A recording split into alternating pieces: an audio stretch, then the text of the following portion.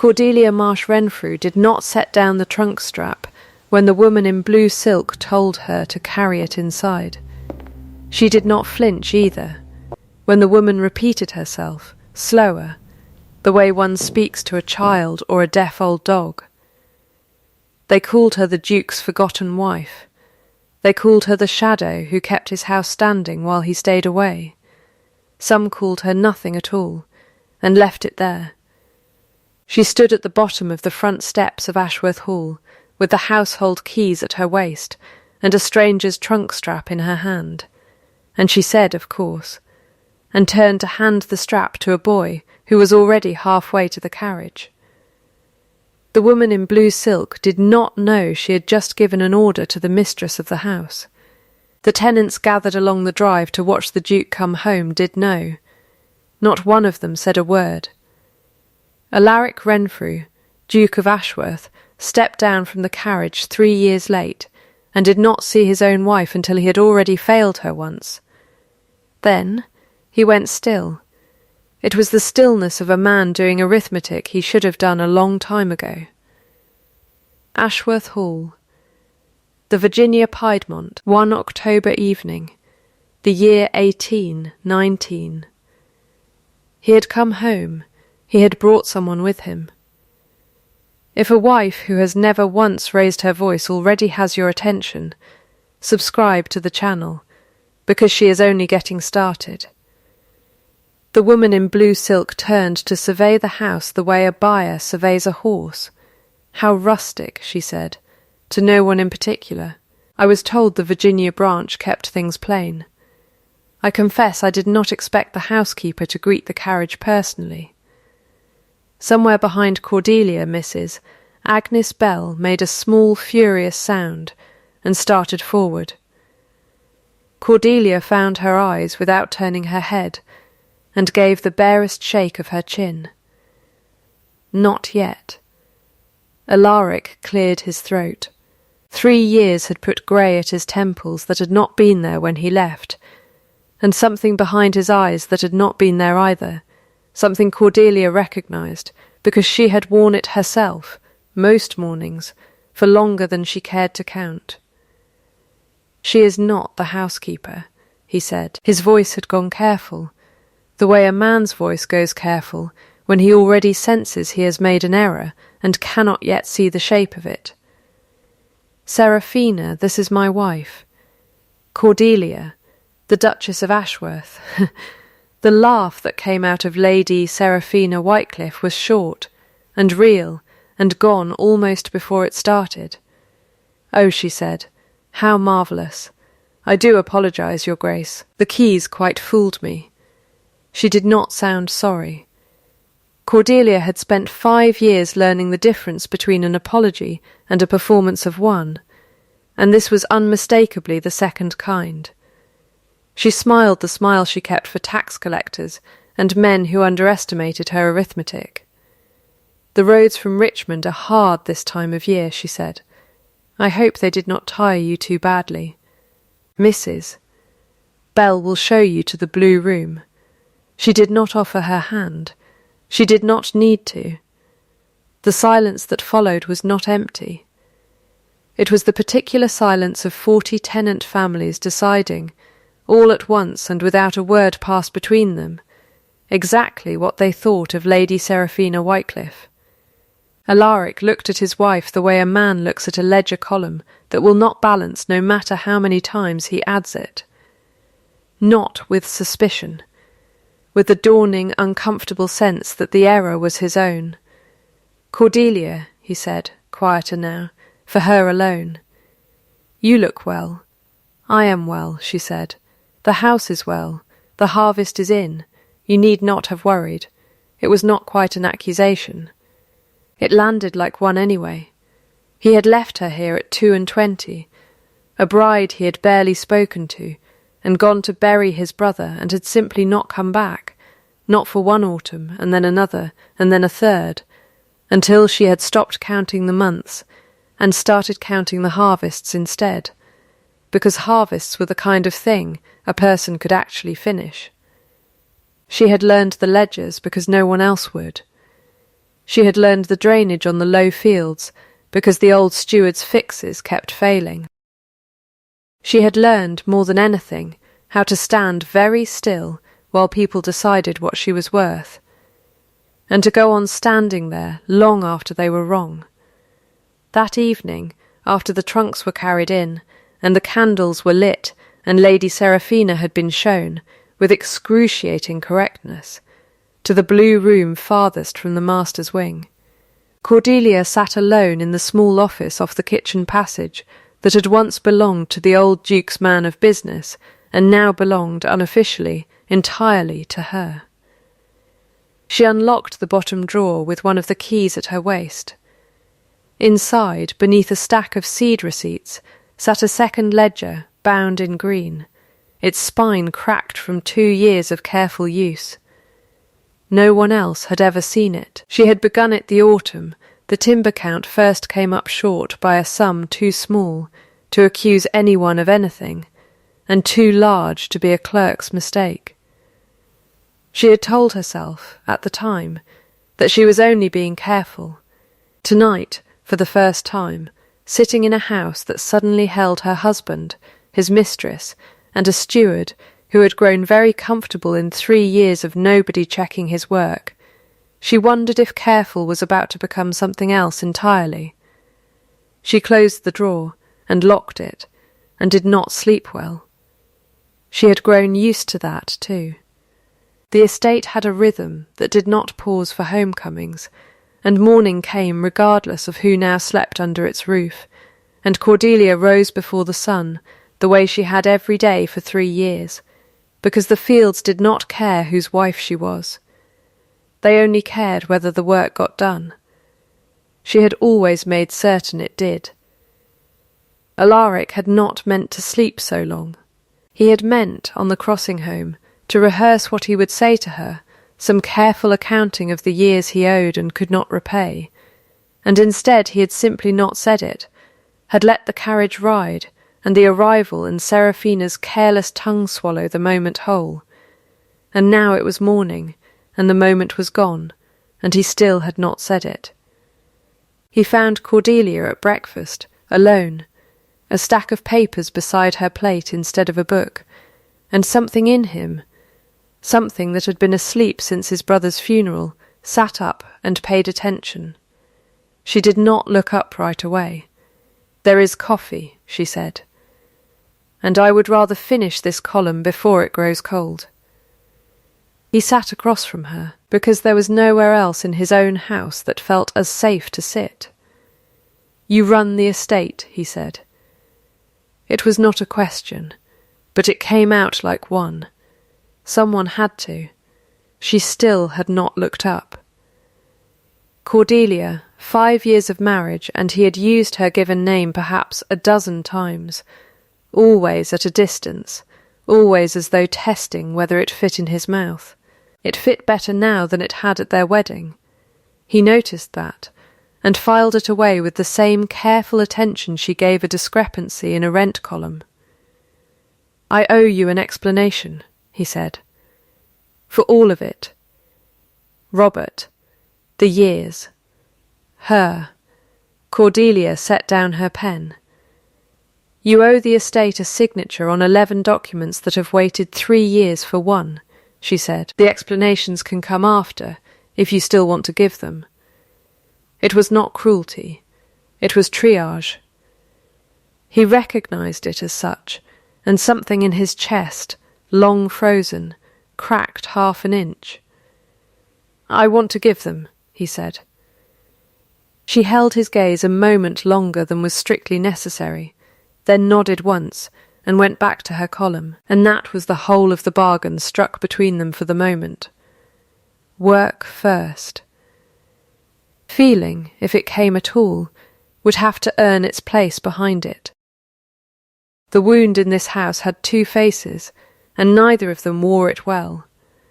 Cordelia's was old and quiet, worn smooth from handling, the wound of a woman married for her father's debts and her mother's dower land and left, within the year, to raise a household alone, while her husband buried a brother an ocean away, and never once wrote to ask how she managed it. She had stopped waiting for the letters around the second harvest. Waiting, she had discovered, was a poor use of a person's hours.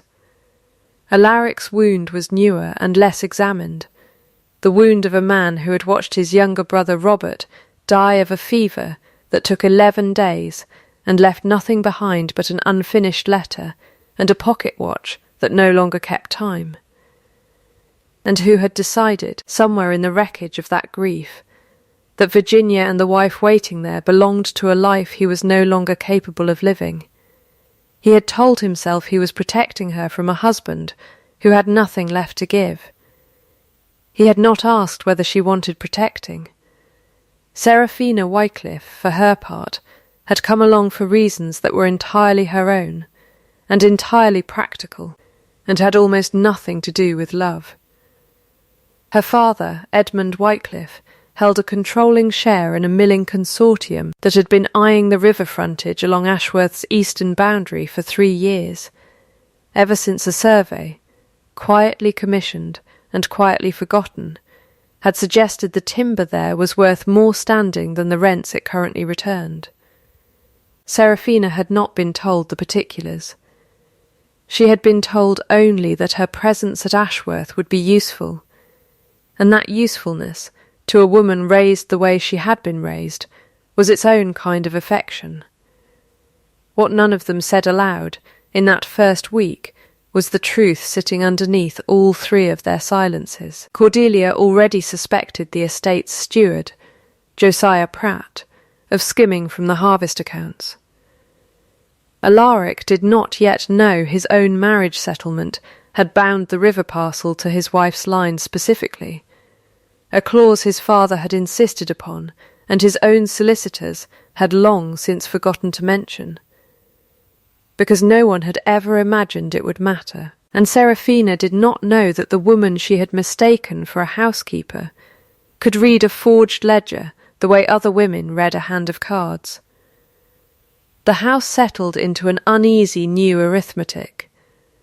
Alaric announced, over a dinner no one much enjoyed, that he intended to stay properly this time, to see the estate's business set right before autumn's end, and that Lady Seraphina would remain as a guest of the family while certain matters between the Wycliffe and Renfrew interests were discussed. He did not say discreet annulment, though the words sat close enough beneath the sentence that Cordelia heard them anyway. She said nothing to contradict him.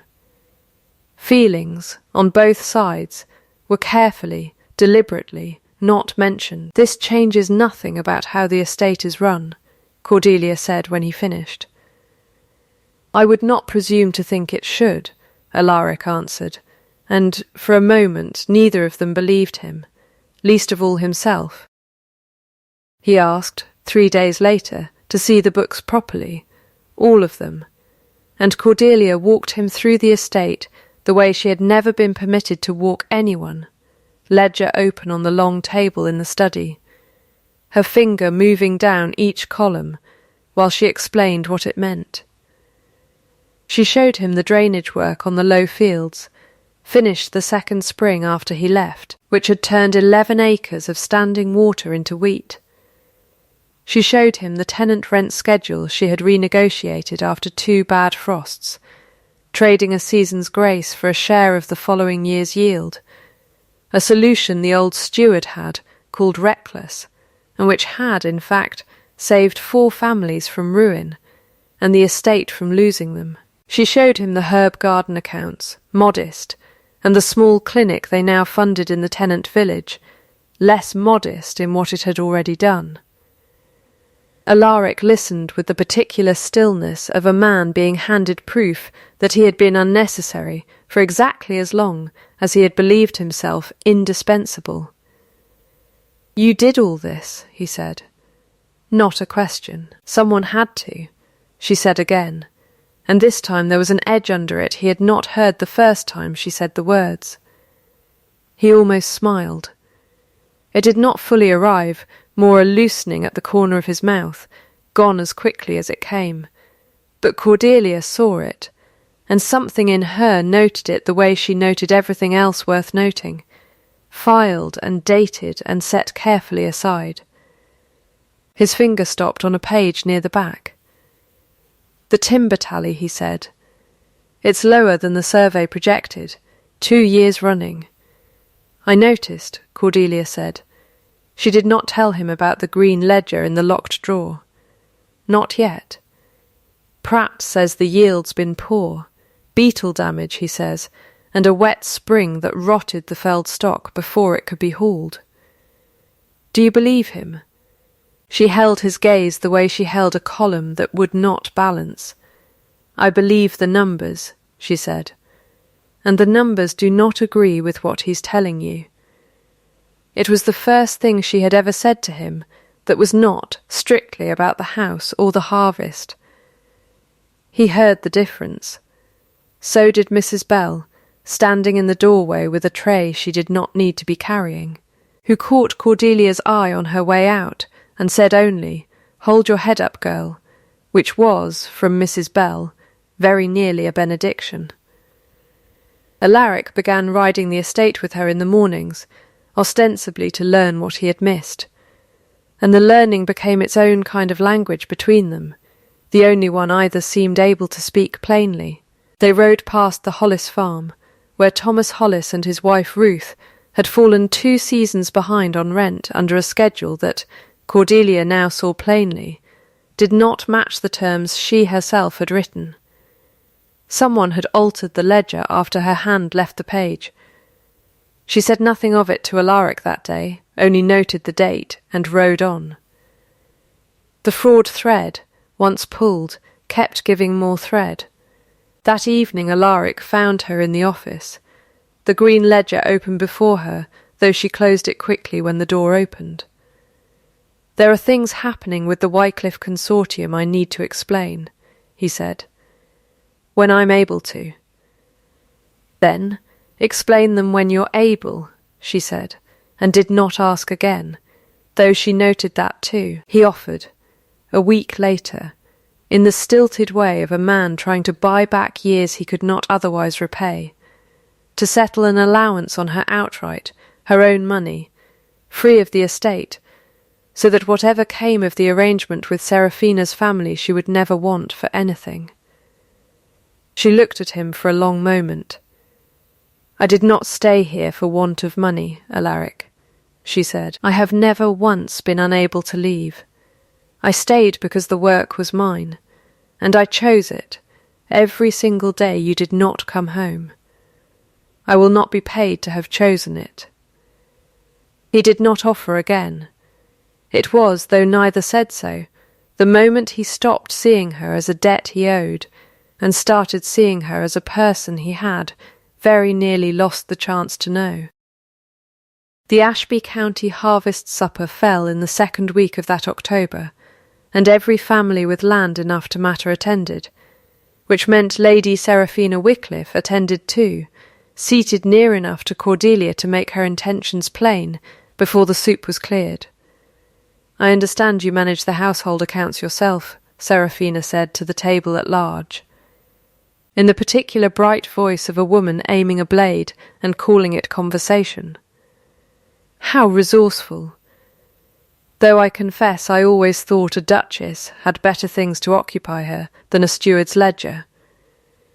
A ripple went round the table, the polite kind that means everyone is listening very carefully while pretending not to. Cordelia set down her spoon. "I drained 11 acres that had stood under water for 6 years, she said. I renegotiated rents that kept 4 tenant families on their land through 2 bad frosts. I fund the clinic that treated 40 of this county's children last winter, Lady Seraphina, out of a garden I planted myself. If that is a steward's work, then I am glad to have done it, and gladder still the county has eaten this winter because someone did." The table went quiet in the other way now, the way rooms go quiet when a truth has landed too squarely to argue with. Alaric, 3 seats down, set down his own glass. "My wife," he said into that quiet, has kept this estate standing while I did not. I would ask this table to remember that, the next time anyone forgets who Ashworth actually owes. It was not a long speech. It did not need to be. Old Mrs. Corbett, matriarch of the county's oldest family, and no friend to anyone she had not personally vetted, looked at Cordelia for a long moment, and then, astonishingly, raised her glass an inch. "Well said," she murmured, "to no one, to everyone." Seraphina's smile did not move, but something behind her eyes went sharp and cold, the look of a woman recalculating a plan that had just become more urgent. She said nothing further that evening. She did not need to. Cordelia caught the look and understood it perfectly. Whatever had been quietly waiting behind Seraphina's presence at Ashworth was about to stop waiting.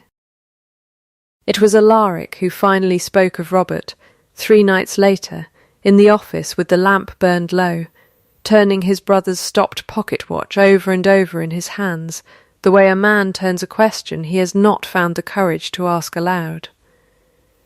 "I couldn't fix it," he said. 11 days, and every physician in the county, and I couldn't fix a single hour of it. I came home from the churchyard, and I thought, I am no use to anyone who needs me. So I stayed away from the one person who did. Cordelia did not touch him. She had learned, by then, that he did not want comforting so much as witnessing, and she gave him that instead, sitting across the small desk with her hands folded and her attention entirely his. "You were not the physician," she said. "You were the brother. Those are different things." He looked up at that, something raw moving behind his face. "I think," he said slowly, "that I married the right woman for the wrong reasons, and then stayed away from her for worse ones." He stopped there. It was not quite a confession, only the shape one would eventually take, and both of them recognized it as such, and let it lie unfinished on the desk between them. Too soon. Not yet. Later Cordelia set the green ledger down instead, and opened it, and showed him what 2 years of careful entries had built. "I need you to see this now," she said. "Pratt has been altering the timber tally since the month after Robert died. Every entry after that date runs low against my own count, always by a sum too small to notice unless you're already counting. He has been selling the difference, I believe, to the Wycliffe mill, off the books entirely." Alaric went very still, the watch forgotten in his palm. "How certain are you?" "Certain enough that I've kept a second book for 2 years in case anyone ever asked me to prove it. And the debt Wycliffe's solicitor mentioned last week? The one against the estate?" Cordelia's voice did not change, but something behind it sharpened. "I have not seen the note. I intend to." Outside, the last of the harvest moon sat low and orange over the river fields. The same fields, she now understood, that someone intended to sell out from under all of them before the month was out. The blow came 4 days later, and it came fast, the way Cordelia had known it would once she understood what was actually at stake.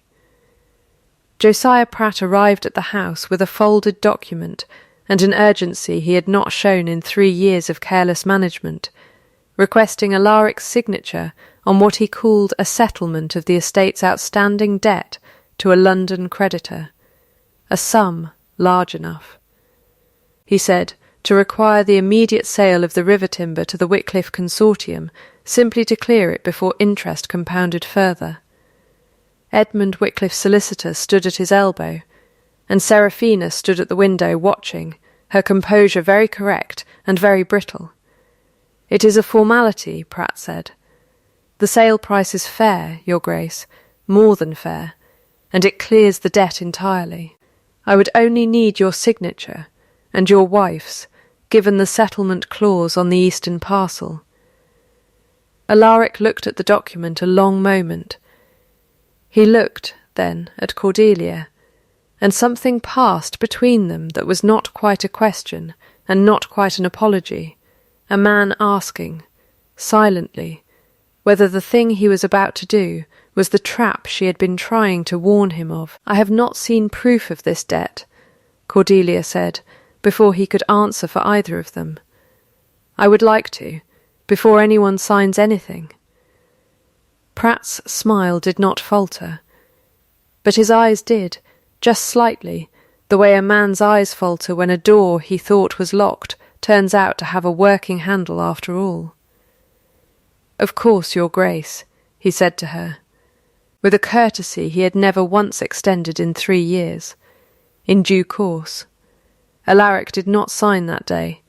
He told them he needed the evening to consider it properly, and Cordelia watched Wycliffe's solicitor exchange a look with Pratt that told her more than either man intended. That evening Alaric returned to the hall with Seraphina on his arm, weary and pressed, and clearly expecting the matter settled by morning, expecting, without quite saying so, that his wife would simply stand aside while the arrangement he half believed necessary ran its course. Cordelia met them at the top of the front steps, where she had stood a fortnight ago, holding a stranger's trunk strap, the ring of keys still at her waist, a folded copy of a survey document now in her hand instead. She had spent the afternoon with the county clerk, and she had not come away empty. She looked at her husband, and she looked at the woman beside him, and she said, in a voice that did not rise, and did not need to, "Enjoy your stay, Your Grace." She said it to both of them. Alaric went completely, utterly still. It was the stillness of a man who has just understood, all at once, whose house this actually was, and had always been, and would remain, regardless of what any forged debt or hopeful solicitor believed to the contrary. The hearing convened at Ashworth Hall itself 2 mornings later, because Cordelia had requested it there, in the study, where the ledgers already lived and no one could claim the numbers had travelled far enough to be tampered with again. Magistrate Elias Farrow rode out from the county seat at her written request, a spare, unhurried man, with ink permanently under his nails, and he took the largest chair without being asked to, the way men do when they intend to listen carefully. Pratt was there, and Wycliffe's solicitor, and Seraphina in the corner with her composure fraying visibly at the edges, and Alaric beside Cordelia, close enough that their sleeves nearly touched.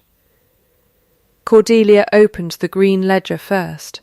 "This is my own record," she said, "kept in parallel to the estate's official books since the autumn after Robert Renfrew's death.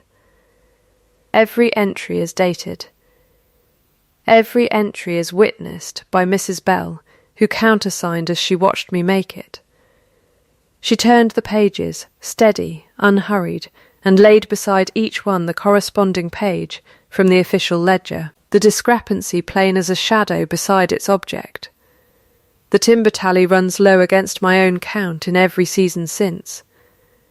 The difference, by my calculation, comes to just under $6,000, sold, I believe, directly to the Wycliffe mill, and never entered anywhere at all." Pratt began to speak. Farrow raised one hand, and he stopped. "The debt note," Cordelia went on, and produced the survey she had copied at the county clerk's office, cites a London creditor who, according to the clerk's own record of correspondence, ceased trading 4 years ago, and has no standing agent in this country. I would ask Mr. Pratt to explain how a defunct firm came to hold a note against this estate, signed only last month. The silence in the room had weight to it now. Farrow looked at Pratt. "Well?" he said. Pratt's composure did not survive the question. He talked for a long while after that, faster and faster, about debts of his own, a bad investment, a wife who had died expensive, the slow erosion of a man who had told himself, at every step that the difference was too small to matter, until the differences added themselves up into something he could no longer explain away. Wycliffe's solicitor excused himself before Pratt finished, which told the room everything it needed to know about how far the consortium had known, and how far it had simply hoped not to ask. Farrow did not send Pratt to the county jail that morning, though he had grounds enough. Full restitution, he said instead, recorded against your name at the county register, paid across 5 years, and you will not hold accounts for any household in this county again as long as you live. Pratt took it, because the alternative was worse, and left the hall an hour later a smaller man than he had arrived, which was, Cordelia thought, watching him go. Precisely enough justice for a man who had never once been asked to be anything more than ordinary. Seraphina left before noon, her father's business considerably diminished by an afternoon's honest arithmetic, and did not say goodbye to anyone at all. The house was very quiet that evening, the particular quiet that follows a storm rather than precedes one. Cordelia found Alaric in the study, the ledgers still open, his hands pressed flat on the desk the way she pressed hers when she needed to feel something solid beneath her palms. "I nearly signed it," he said, without turning. "I know," she said. "I would have sold my own wife's inheritance out from under her, because a frightened man and a greedy one both told me it was necessary." "You didn't sign it," Cordelia said. "That is the only part that matters now." He turned to face her then, and there was nothing careful left in his expression, none of the distance he had carried since the carriage first pulled up the drive. "I want to put your name on the register," he said. "Not a settlement, not an allowance you didn't ask for. Your name, as steward of record, so that no one who comes after either of us can ever again mistake you for anything less than what you are." "That is not a declaration," Cordelia said, though something in her chest had already begun, quietly, to loosen. "It is not," he agreed. "This is." He took her hand, plainly, the way he did everything now that mattered, no flourish to it at all. "I love you," he said. "I have loved you, I think, since I watched you stand on those steps with a stranger's trunk strap in your hand, and refused to let it cost you your composure. I was only too much of a coward to say so, until you'd already saved us both." Cordelia did not cry, and did not need to. "I did not need saving," she said.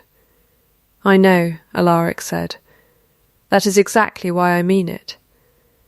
She let her hand stay in his, and for a long moment neither of them said anything further, because there was, for the first time in 5 years, nothing that urgently needed saying. It was enough to simply stand there, in a house that had always, in every way that counted, been hers. 7 years passed the way good years do, quickly and without much drama to report. The river parcel stayed exactly where it belonged, its timber managed now under a plan Cordelia herself had drawn, and the mill that had once hoped to strip it bare instead bought lumber from Ashworth at a fair price, negotiated, every season, across the same long table where a green ledger had once undone a fraud.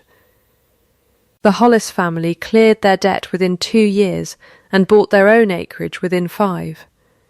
Josiah Pratt sent his restitution payments faithfully from a clerking post 2 counties over, and once, in the 4th year, a letter as well, brief and unpolished, admitting he had never once been asked to account for anything before Cordelia asked, and that the asking, however painful, had likely saved him from a worse end.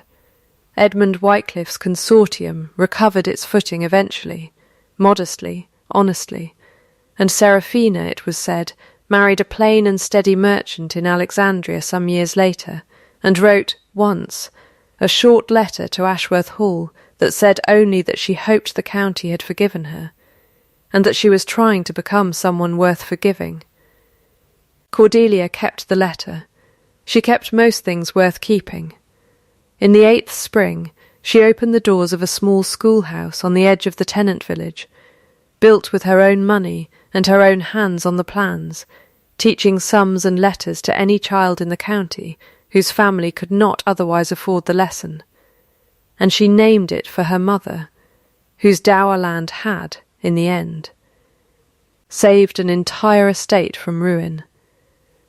Magistrate Farrow attended the opening and called it, in his dry, unhurried way, the soundest piece of accounting Ashworth County had ever produced. Alaric stood beside her that day, the way he stood beside her most days now, not because the marriage settlement required it, but because he had finally learned to want to. Their daughter, 4 years old and already fiercely opinionated about the correct way to count, tugged at Cordelia's skirt and asked why the schoolhouse bore her grandmother's name instead of her mother's. Cordelia knelt down to answer her properly. "Because a name is worth something," she said, "when the person who carried it did the work to earn it. Some day, if you're very lucky, someone will build something and put your name on it too." She straightened and looked out over the river fields that were, at last, entirely and legally and in every way that mattered, her own. And she thought of a woman who had once stood on these same front steps holding a stranger's trunk strap, mistaken for a servant in her own home, and said nothing, because she had known even then that the truth does not need defending, it only needs time. That was the whole of it.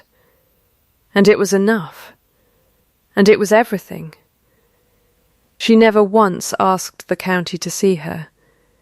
She simply became impossible to overlook, one balanced column at a time, until the seeing came looking for her instead. If that reached you, subscribe to the channel and tell me in the comments the moment you knew he finally saw her, whether it was the steps or the ledger, or 4 words said to 2 people on a doorstep. And let me know what city you're watching from tonight, because I want to see how far her story travels. Another one is waiting for you next.